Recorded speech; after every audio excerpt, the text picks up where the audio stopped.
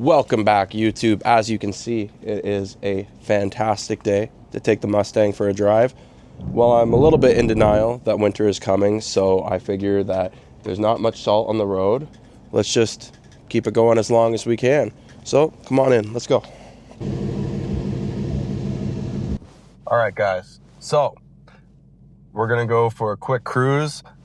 I haven't been posting too often, but that's going to change. I'm just going to be documenting a lot of the different aspects of being an owner of an S650 Mustang. So without further ado, first thing to do, once the car is warmed up, of course, is put the car in sport mode, as I like to call Hellcat killer mode. Your daily dose of cringe coming to you live from Slow 5-0. My passenger loves when I roll down the windows when it's pretty cold, as you can see, 3 degrees. Oh, yeah. Everything's just aching on this car right now. This is quite cold. We got track exhaust on so that all the neighbors know.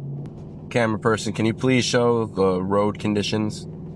As you can see, super nice day, dry roads, fantastic day to rip the Mustang. And that in mind, we are going to fully turn off traction. Oh my God. That does not get old, ladies and gentlemen. I'm on the fence with different header setups. I am looking at a few at Lethal Performance. It honestly seems like the LTH brand is pretty good for the money. I know with Black Friday sales coming up that it definitely could be advantageous to cop one of those headers. I definitely want to go catless because if I ever do throw a boost at this car down the line, I don't want those cats to absolutely get fried. Going for a quick Saturday drive straight to the gym because I have crippling body dysmorphia, so I constantly feel the need to keep working out even when I'm injured and sick, as you could probably tell by my voice. Oh my goodness, those downshifts. They're just something else, you know? All right, so we're gonna do some accelerations up here. Probably won't hook at all, but you know, why not? So, camera person, show a bit to the road. Right? Oh. Yeah, we can't hook right now. That was pretty funny though. Cue all the Mustang fails. Keep in mind, this is on a closed course. That those cars that are going by are actually pace drivers, just to ensure that the road course stays efficient. We are in the streets of Mexico right now. We hit a top speed of 60 kilometers an hour because that's what's posted on the side of the road. You know, the weather in Mexico this time of year is very weird because it's not too cold out right now, but it's quite rainy, which is pretty peculiar if you ask me. We'll do a little, woo-hoo-hoo, baby! God, I love this car. So, one of the reasons that you get an S650 Mustang is because it just exudes testosterone. It's just such a good vehicle. I definitely think that, in all seriousness, that the manual transmission is just a whole new level of fun. Yeah, the 10-speed is absolutely the fastest. If you're chasing the best times at the drag strip, definitely go with the 10-speed. Even with tuning, those things become absolutely nasty just with the shift logic alone.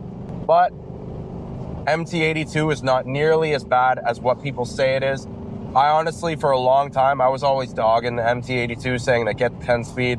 Based off, see, it just goes to show you how influential certain opinions can be when it comes to a car that you're really into. But the best advice that I can ever give you is if you see something on the internet that, I don't know, let's say XYZ car has this flaw or this transmission is not nearly as good as this one, don't listen to all that noise, okay? You be the judge. You go out, you test drive a vehicle, because half the time the people that are commenting those things probably A, don't have the car, or they're just hearing from a third source. So it's just a game of broken telephone, and obviously it's going to get exaggerated over time. So I definitely recommend getting into one of these Gen 4 Coyotes, 24 and up. Try the MT82 for yourself. Honestly, I didn't have too many lockout issues, but nonetheless, when you throw the MGW shifter on there, it absolutely performs. Like, look at this, right? If it's just so solid. The throws are quite short. I have some exciting things coming from MGW shortly. Comment below how you guys think this Borla is sounding.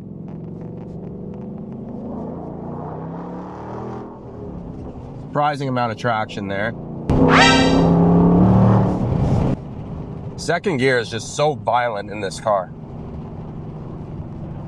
What's really cool is third gear in this car. I mean, cool is subjective in this sense because it tops out at 184 kilometers an hour. I never actually did that. I only tried that on Gran Turismo 7. So it's really crazy how long these gears actually are. But honestly, if I could recommend, don't do that on the streets. Just do that to Gran Turismo 7 because always make sure to obey the speed limits. Never, ever, ever deviate from traffic speeds. You know, you just want to make sure that everybody is safe. And if you ever do want to go fast, keep it to just the video games, you know?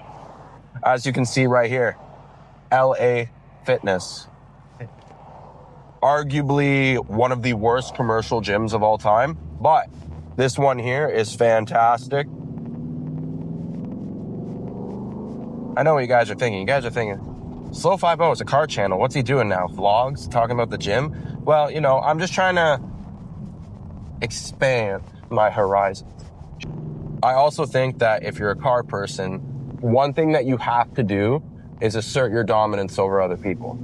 Because you just got to let people know that you drive a fast car. So as you can see, it's a quiet parking lot, but I don't know, it'd be a shame if somebody just caused a bunch of noise, you know?